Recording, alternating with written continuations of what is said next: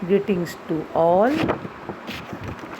Myself, Dr. Linta Arora, Assistant Professor, Department of Botany, Government PG College Bara, Rajasthan. Today we are going to study about vegetable oil, groundnut. बच्चों आज हम वनस्पति तेल की श्रृंखला में मूंगफली के बारे में स्टडी करेंगे, ग्राउंडनट के बारे में स्टडी करेंगे। इससे पहले मैं ग्राउंडनट के आपको 2 वीडियो अपलोड कर चुकी हूँ CC राज GC 12 की वेबसाइट पे। आपने वो दोनों वीडियो देख लिए होंगे। उसी श्रृंखला में मैं आज ग्राउंडनट का तीसरा एंड लास्ट वीडियो अपलोड कर रही हूँ। यहाँ पर ग्राउंडनट का पूरा कंप्लीट चैप्टर आपका हो जाएगा। इम्पोर्टेंट चैप्टर है, एग्ज़ाम में इससे कई तरह के क्वेश्चंस आते हैं इसमें, इसलिए बच्चों इसको अच्छे से पढ़ लीजिएगा। ग्राउंडनट, इसका इंट्रोडक्शन मैंने आपको बताया था। ग्राउंडनट, इसको पॉपुलरली किस नाम से बुलाते हैं? Peanut, monkey nut, goober nut, Manila nut, earth nut, wonder legume and मूंगफली। पीनट, पीनट नाम क्यों रखा? P means a leguminous plant, nut because of its high nutritional value. इसकी हाई न्यूट्रिशनल वैल्यू, जो भी नट्स होते हैं उनका नाम नट्स क्यों रखा जाता है? क्योंकि उनकी हाई न्यूट्रिशनल वैल्यू होती हैं। काजू, बादाम, जितने भी नट्स हैं इन सब की हाई न्यूट्रिशनल वैल्यू है। इसी तरह मूंगफली भी, इसकी भी हाई न्यूट्रिशनल वैल्यू होती है, इसलिए इसका नाम नट रखा। इसका नाम, बॉटनिकल नेम क्या है इसका? अरेकिस हाइपोजिया। अरेकिस जो है ये ग्रीक वर्ड से डिराइव हुआ। Arachis means legume, hypogaea means below the ground और सोइल, जो ज़मीन के अंदर, जो फली जो ज़मीन के अंदर लगती है, लेग्यूम ज़मीन के अंदर लगता है, उसे कहते हैं अरेकिस हाइपोजिया।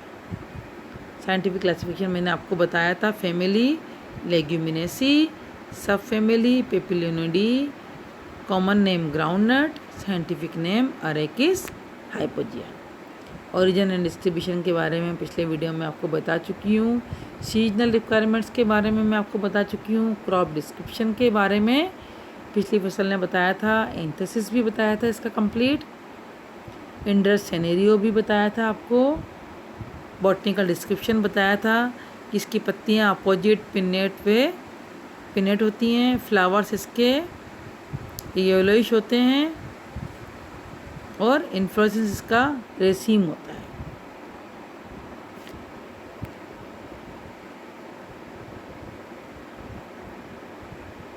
ये इसका डायग्राम है जिसमें इसकी मूंगफली जो ज़मीन के अंदर लगी क्लियर नज़र आ रही है। इसके पेक्स भी दिख रहे हैं, पोट्स भी दिख रहे हैं, लीव्स एंड फ्लावर्स। न्यूट्रिशनली ये हमारे लिए सबसे इम्पोर्टेंट क्रॉप है, क्योंकि इसके अंदर ऑयल कंटेंट जो होता है वो 44 से 55% तक होता है। इसीलिए इकोनॉमिकली सबसे यूज़फुल फसल हमारे लिए मूंगफली होती है। और मेनली इसके सबसे इम्पोर्टेंट पार्ट है इसका ऑयल, तेल सबसे ज़्यादा हमारे लिए उपयोगी होता है। इसके अलावा इसके अंदर प्रोटीन कंटेंट 22 से 32% होते हैं। सोल्यूबल शुगर 8 से 14% होती है। विटामिन B एंड E इसमें से रिच होता है, ये बहुत अधिक मात्रा में पाए जाते हैं। इसके अलावा इसमें कैल्शियम और आयरन भी पाए जाते हैं। इसकी बॉटनिकल डिस्क्रिप्शन में मैं आपको इन्फ्लोरेसेंस, फ्लावर स्ट्रक्चर, एंड्रूशियम, गाइनेशियम के बारे में और ग्राउंडनट सीड के बारे में बता चुकी हूँ। अब इसके लिए किस तरह की फसल जलवायु उपयुक्त होती है, ये मैंने आपको पिछले वीडियो में बताया था। ये मुख्यतः उष्णकटिबंधीय जलवायु का पादप है, किंतु शीतोष्ण प्रदेशों में भी इसकी खेती की जाती है। बालुई दोमट व हल्की दोमट मृदा जिसकी जल निकास क्षमता अच्छी हो, मूंगफली के पादप के लिए उपयुक्त होती है। Groundnut is grown in well drained sandy loam और क्ले लोम सोइल। जिसकी जल निकास क्षमता well drained soil sandy loam हो चाहे क्ले लोम हो उसमें अच्छे से उगती है। सोइल की पीएच 6.5 से 7 के बीच में होनी चाहिए। सोइल का तापमान 21 डिग्री से ऊपर होना चाहिए। सोइल का तापमान 22 से 30 डिग्री टेम्परेचर सबसे सही रहता है, लेकिन मैक्सिमम 35 डिग्री से ज़्यादा तापमान नहीं होनी चाहिए। और जब वर्षा होती है तो उस समय इसकी अच्छी ग्रोथ होती है। इसके बाद है कल्टीवेशन ऑफ ग्राउंडनट, मूंगफली की खेती कैसे की जाती है। सबसे पहले खेत तैयार करते हैं, लैंड प्रिपरेशन। इसके लिए खेत की जुताई की जाती है। पहले मानसून से पहले हैरो या हल से खेत की 3-4 बार जुताई की जाती है ताकि मिट्टी भुरभुरी हो सके। खेत को समतल करने हेतु उस पर पाटा चलाया जाता है। खेत को साफ किया जाता है। मिट्टी में से दीमक या कीटों को हटाने के लिए एल्ड्रिन का छिड़काव किया जाता है। खेत में उचित मात्रा में उर्वरक व खाद डाली जाती है। बुआई से पहले यदि वर्षा ना हो तो एक बार सिंचाई भी की जाती है। अब हम करते हैं इसके बाद बुआई, सोइंग। खेतों में बीजों की बुआई से पहले उन्हें उपचारित किया जाता है। बीजों का छिलका हटाकर या एक बीजयुक्त फल के सीधे ही हल द्वारा बनाई गई घेरी पंक्तियों में बोया जाता है। फिर उसके बाद खेत को वापस से समतल कर देते हैं ताकि खेत में आर्द्रता या नमी बनी रहे। पंक्तियों के मध्य दूरी 6 से 10 इंच तक रखी जाती है। उसके बाद हम करते हैं सिंचाई और वीड कंट्रोल। मूंगफली की फसल को कम सिंचाई की आवश्यकता होती है किस समय? जब वर्षा उचित मात्रा में हो, अन्यथा सिंचाई नियमित अंतराल पर आवश्यक होती है। खेत में से समय समय पर खरपतवार का निष्कासन भी अनिवार्य होता है, नहीं तो खरपतवार अगर खेत में लगे होंगे तो मूंगफली का प्रोडक्शन कम हो जाता है। इसके बाद नेक्स्ट स्टेप आता है इसका पैगिंग और हार्वेस्टिंग। पैगिंग हो जाती है, पैग बन जाते हैं नीचे। फिर इसके बाद इसके आगे पोर्ट्स बन जाते हैं, फलियां बन जाती हैं। जब फलियां पक जाती हैं तो अब इसकी कटाई की जाती है, हार्वेस्टिंग की जाती है। सामान्य रूप से मूंगफली की फसल के 120 से 130 दिन में परिपक्व हो जाती है। मूंगफली के परिपक्व होने पर इसकी आधारी पत्तियां जो होती हैं पीली पड़ जाती हैं और झड़ने लगती हैं। फलियां जो पोर्ट्स होते हैं वो शुष्क हो जाते हैं। पातों को हाथ से उखाड़कर खींच लेते हैं, अपरूटेड कर लेते हैं। फिर फलियों को पादप से तोड़ लेते हैं। इसके बाद खेतों की खुदाई की जाती है ताकि भूमि के अंदर जो फलियां रह गई हैं उन्हें निकाला जा सके। उसके बाद इसकी प्रोसेसिंग की जाती है। जो भी आपने फलियां तोड़ी हैं उनको पानी से धोया जाता है, उसके बाद उसको छाया में सुखाया जाता है। उसके बाद इसमें से डिजीज़ और डैमेज पोर्ट जो होते हैं उनको स्टोर करने से पहले सेपरेट कर लेते हैं और सूखी फलियों को हम संग्रहित कर लेते हैं। फलियों को तोड़ते समय एक बात का स्पेशल ध्यान रखा जाता है कि उन्हें उचित परिपक्वन पर ही तोड़ना चाहिए, नहीं तो फलियों में से तेल की मात्रा कम निकलती है। प्रोसेसिंग हो गई। इसके बाद प्रोसेसिंग के बाद हम क्या करते हैं, जिन फलियों से हमें तेल निकालना होता है उनमें से तेल निष्कर्षण करते हैं, extraction of oil from groundnut. दानों से तेल निष्कर्षण हेतु उन्हें सर्वप्रथम पोर्ट से पृथक किया जाता है। दानों से तेल निष्कर्षण का कार्य बेलों से चलने वाली घानी, हाइड्रोलिक दाब या एक्सपेलर द्वारा किया जाता है। वर्तमान में विलायक निष्कर्षण विधि भी उपयोग में लाई जाती है। घानी के अंदर क्या करते हैं, दाने डाल देते हैं। घानी में एक बेल जो चारों तरफ घूमता रहता है और जब लगातार घूमता है तो एक तरफ तेल निकलता जाता है। गांव में यही प्रोसेस काम में लिया जाता है। मूंगफली का तेल विशेष प्रकार के सुगंध युक्त सुनहरी पीले रंग का होता है। इसमें मुख्य रूप से oleic acid 56%, linolenic acid 25%, palmitic acid 6 से 12%, फैटी एसिड के साथ साथ इसमें एरेकिडिक एसिड, स्टेरिक एसिड नामक असंतृप्त अम्ल भी उपस्थित होते हैं। मूंगफली दानों में 2 महत्वपूर्ण प्रोटीन एरेकिन व कोन एरेकिन भी पाए जाते हैं।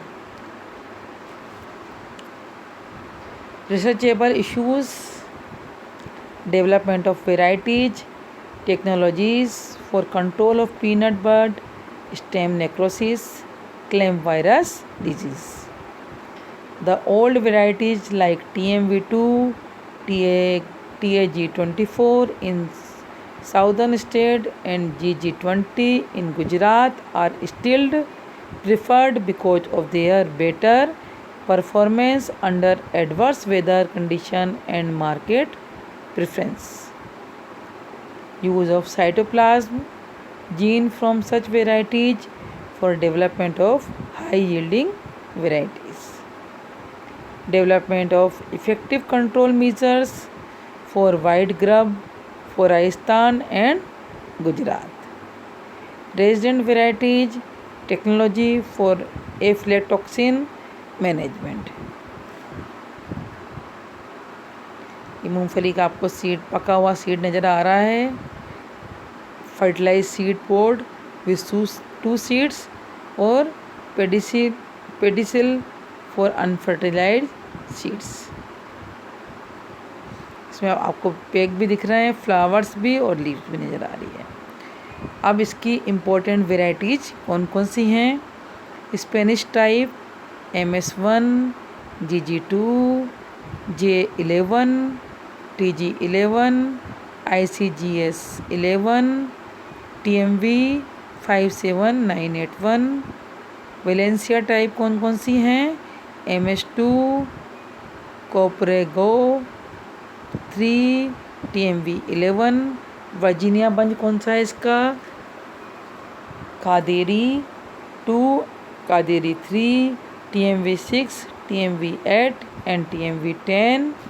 Virginia runner M13, GG 11, F230, TMV 1, TMV 3 and TMV 4।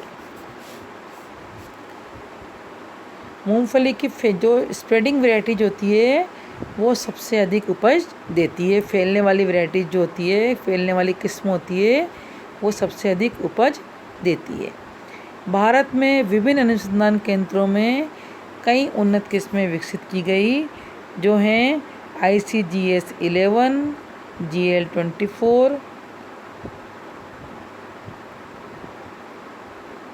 Qaderi 3, Qaderi 71, IDH 3, IDH 30, KRJ 1,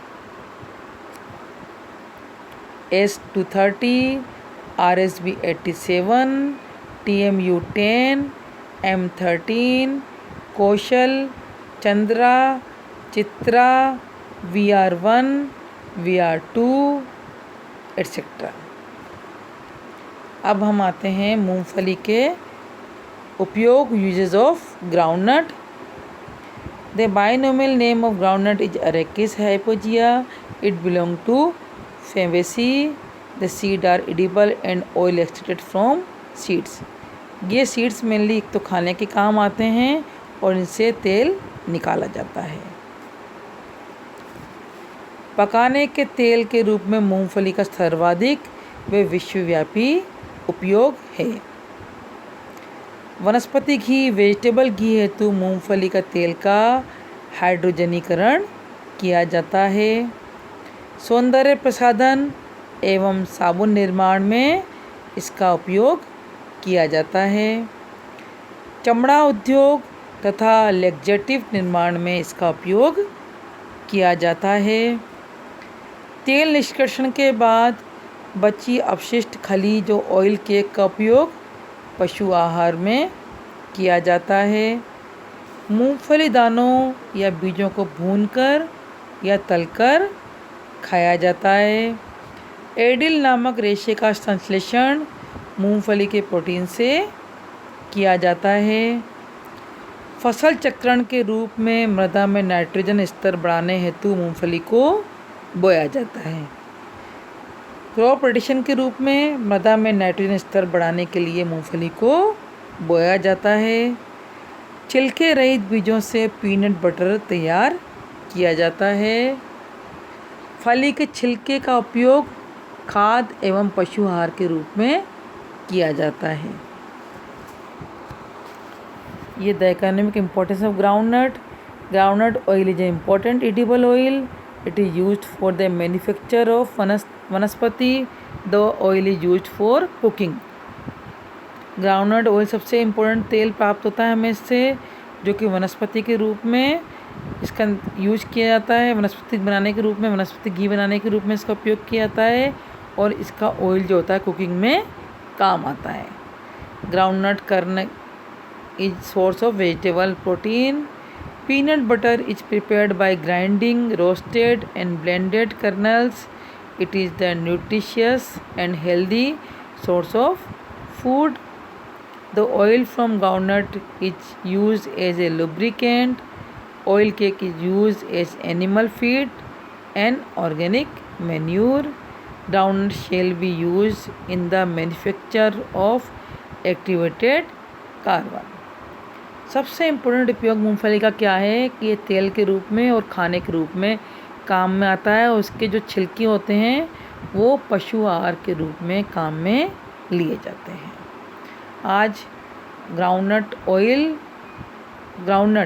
आज वेजिटेबल ऑयल में ग्राउंडनट का चैप्टर आज बच्चों कंप्लीट हो गया है। नेक्स्ट वीडियो में मैं आपको कोकोनट के बारे में विस्तार से बताऊंगी। थैंक यू सो मच बच्चों। धन्यवाद बच्चों।